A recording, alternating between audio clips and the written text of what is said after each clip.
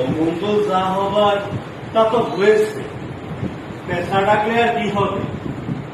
আপনি ঘর বানাইয়া সে ঘরে বসে আছে।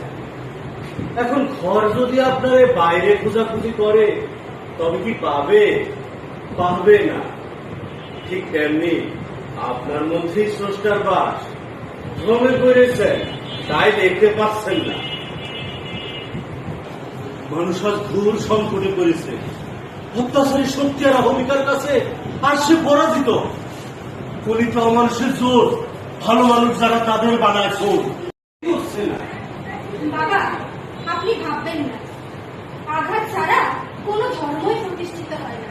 আঘাতেই ভিত মজবুত হয়। কিন্তু সে আঘাত যে আমাদের অক্ষটারে ক্ষত বিক্ষত করে দিচ্ছে, চিন্তাগুলারে কেমন এলোমেলো করে দিচ্ছে, দেহটা রক্ত শূন্য হয়ে পড়ছে।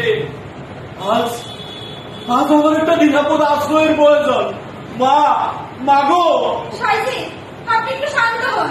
খোদা যদি আমার বারবার প্রশ্ন করত জগতে তার সৃষ্টির মধ্যে কোনটা সর্বশ্রেষ্ঠ, উত্তরে আমি বারবার বলতাম মা, আমার গর্ভধারিণী পবিত্র মা।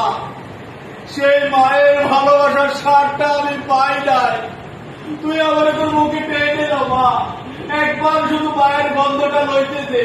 সাইজি, আমি যে আপনাকে গর্ভস্থান দিতে পারি নাই, মায়ের মমতা দিল কেমনে? শুধু একবার ভালো করে ডাক, তোর মুখে টেনে দিল মা।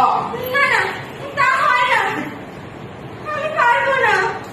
এই খোদা, আমি যেন স্থির থাকতে পারছি না, দেহটা শুনতে ভেসে যাচ্ছে। বাবা, না না, আমি এখানে থাকতে পারবো না। আমি বলি কি, তোমাদের তো সব খুইলে বলো, ওরা যেমন করে চায় তেমনি তোমার ধর্মটারে সাজাও। এ তুমি কি বলছো? তাই বলে সত্যরে ছেড়ে মিথ্যারে ছেড়ে ছুটতে হবে? যারা ধর্ম প্রচার করেছে তাদের জাতের কোনো গর্ব ছিল না।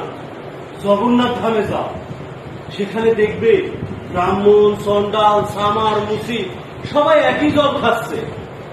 আবার মাজারে যাও, দেখবে সেখানে হিন্দু মুসলমান বললে কোনো পার্থক্য নাই, যে যার মতো স্রষ্টারে ডাকছে। কই, সেখানে তো ধর্মের কোনো ক্ষতি হচ্ছে না।